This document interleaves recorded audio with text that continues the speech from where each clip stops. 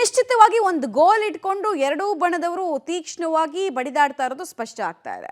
But Rajanna ಹಾಗೂ ಡಿಕೆಶಿ ನಡುವಿನ ಈ ಗುದ್ದಾಟಕ್ಕೂ ಕೂಡ ಬ್ರೇಕ್ ಬೀಳುವಂತಹ ಯಾವುದೇ ಸಾಧ್ಯತೆ ಇಲ್ಲ.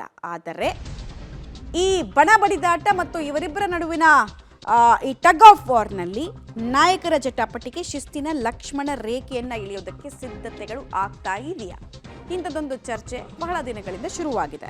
ಹೈಕಮಾಂಡ್ ಮಟ್ಟದಲ್ಲೇ ಟಾಕ್ ವಾರ್ಗೆ ಬ್ರೇಕ್ ಹಾಕಿಸೋದಕ್ಕೆ ಸಿದ್ಧತೆ ಮಾಡ್ಕೊಳ್ತಾ ಇದ್ದಾರಂತೆ. ಪಬ್ಲಿಕ್ ಟಿವಿಯಲ್ಲಿ ಖರ್ಗೆ ಸೂಚನೆಯ ಎಕ್ಸ್ಕ್ಲೂಸಿವ್ ರಿಪೋರ್ಟ್ ಅನ್ನು ನಿಮ್ಮ ಮುಂದೆ ನಾವು ಇಡ್ತಾ ಇದ್ದೀವಿ. ರಾಜ್ಯ ನಾಯಕರಿಗೆ ಎಐಸಿಸಿ ಅಧ್ಯಕ್ಷರು ಖಡಕ್ ಸೂಚನೆಯನ್ನ ಮತ್ತೊಮ್ಮೆ ಕೊಡಬಹುದು. ಹಿಂದೆ ಅವ್ರು ಕೊಟ್ಟಿದ್ರು, ಬಾಯಿ ಮುಚ್ಕೊಂಡು ನಿಮ್ಮ ಕೆಲಸ ನೀವು ಮಾಡಬೇಕು, ಸೈಲೆಂಟ್ ಆಗಿರಬೇಕು ಅಂತೆಲ್ಲ ಫರ್ಮಾನ್ ಹೊರಡಿಸಿದ್ದಾಗ ಸ್ವಲ್ಪ ದಿನಗಳ ಮಟ್ಟಿಗೆ ಯಾವ ನಾಯಕರು ಕೂಡ ಮಾತಾಡೋದಕ್ಕೆ ಹೋಗಿರಲಿಲ್ಲ. ಈಗ ಮತ್ತೊಂದು ಸಲ ಮಲ್ಲಿಕಾರ್ಜುನ್ ಖರ್ಗೆ ಅವರಿಂದಲೇ ಈ ವಿಚಾರಕ್ಕೆ ಸಂಬಂಧ ಗೊಂದಲಗಳಿಗೆ ತೆರೆ ಎಳೆಯುವಂತಹ ಕೆಲಸ, ವಾರ್ನಿಂಗ್ ಕೊಡುವಂತಹ ಕೆಲಸ ಆಗತ್ತಾ ಅನ್ನೋದು ಪ್ರಶ್ನೆ. ಮತ್ತು ಲಾಸ್ಟ್ ಟೈಮ್ ಸೂಚನೆಗೂ ಈ ಟೈಮ್ ಸೂಚನೆಗೂ ವ್ಯತ್ಯಾಸಗಳು ಇರುತ್ತಾ? ಕೇವಲ ಸೂಚನೆನ ಎಚ್ಚರಿಕೆಯ ಫಾರ್ಮ್ನಲ್ಲಿರುತ್ತಾ? ಯಾರಿಗೆ ಆ ಎಚ್ಚರಿಕೆ ಅನ್ನೋದು ಕುತೂಹಲಕ್ಕೆ ಕಾರಣ ಆಗ್ತಾ ಇದೆ. ಹೈಕಮಾಂಡ್ಗಂತೂ ಬಹಳ ಟ್ರಿಕಿ ಸಿಚುವೇಶನ್, ಅಂದರೆ ಧರ್ಮ ಸಂಕಟದಲ್ಲಿ ಹೈಕಮಾಂಡ್ ಇದೆ.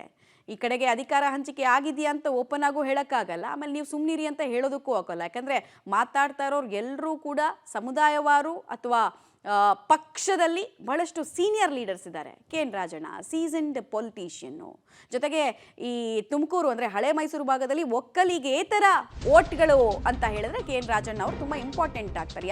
ಎಂತೆಂಥ ಘಟಾನುಘಟಿಗಳನ್ನು ಅವ್ರು ಸೋಲಿಸ್ಬಿಟ್ಟಿದ್ದಾರೆ.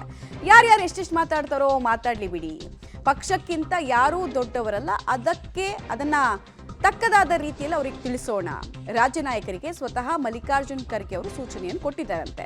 ಹೇಳಿಕೆಗಳಿಗೆ ಗಂಭೀರವಾಗಿ ಪ್ರತಿಕ್ರಿಯೆ ಕೊಡೋದು ಬೇಡ ಎಂಬ ಸಲಹೆಯನ್ನ ಕೊಟ್ಟ ಹಾಗೆ ಕಾಣಿಸ್ತಾ ಇದೆ. ಹಾಗೆ ಶೀಘ್ರವೇ ಸಚಿವ ರಾಜಣ್ಣ ಅವರಿಗೆ ಶೋಕಾಸ್ ನೋಟಿಸ್ ಅನ್ನ ಕೊಡುವಂತಹ ಸಾಧ್ಯತೆ ಇದೆಯಂತೆ. ಶೋಕಾಸ್ ನೋಟಿಸ್ ಕೊಟ್ಟರು, ಎಚ್ಚರಿಕೆ ಎಲ್ಲ ಇದ್ರೂ ನಾನು ತಲೆಯೆಲ್ಲ ಕೆಡಿಸ್ಕೊಳ್ಳಲ್ಲ ಅಂತ ಅವ್ರು ಏಕ್ ಮಾರ್ ದೋ ತುಕುಡ ಅನ್ನೋ ರೀತಿಯಲ್ಲಿ ಮಾತಾಡ್ತಾ ಇದ್ದಾರೆ.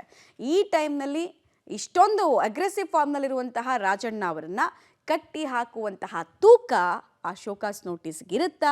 ಕಾದು ನೋಡಬೇಕಾಗತ್ತೆ. ಬಟ್ ನಿನ್ನೆ ಕೂಡ ಅಷ್ಟೇ ಮಲ್ಲಿಕಾರ್ಜುನ್ ಖರ್ಗೆ ಅವ್ರನ್ನ ಒಂದಷ್ಟು ಲೀಡರ್ಸು, ಜಮೀರ್ ಅಹಮದ್ ಖಾನಿಂದ ಹಿಡಿದು ಎಲ್ಲರೂ ಕೂಡ ಒಬ್ಬೊಬ್ಬರೇ ಭೇಟಿ ಆಗ್ತಾರೆ. ಡಿ.ಕೆ. ಸುರೇಶ್ ಅವರು ಭೇಟಿ ಆಗ್ಬಿಟ್ಟು ಬಂದರು.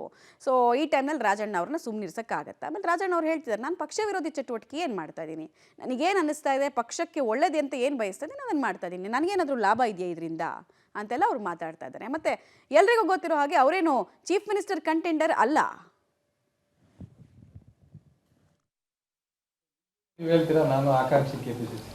ಅಲ್ಲ ರೀ, ಅವ್ರು KPCC-ನವರು ಅಲ್ಲ AICC-ನವರು ನೀನು ಅಧ್ಯಕ್ಷ ಆಗಬೇಕು ಅಂತ ಹೇಳಿದ್ರೆ ನಾನು ಆಗ್ತೇನೆ, ಮಂತ್ರಿ ಕೆಲಸ ಬಿಡ್ತೀನಿ.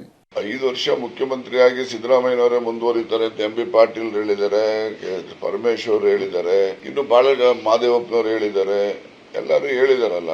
ನಾನಿನ್ನೇನು ಹೇಳೋದು, ಅವ್ರು ಹೇಳಿರ್ತಕ್ಕಂಥದ್ದನ್ನ ನಿಜ ಅಂತ ನಾನು ನಂಬ್ಕೋತೀನಿ. ಅವರು ಸೀನಿಯರ್ಸ್ ಅಲ್ವೇನ್ರಿ, ಅವ್ರು ಹೇಳದ್ಮೇಲೆ ನಾವು ನಂಬೇಕೋ ಬೇಡಪ್ಪ.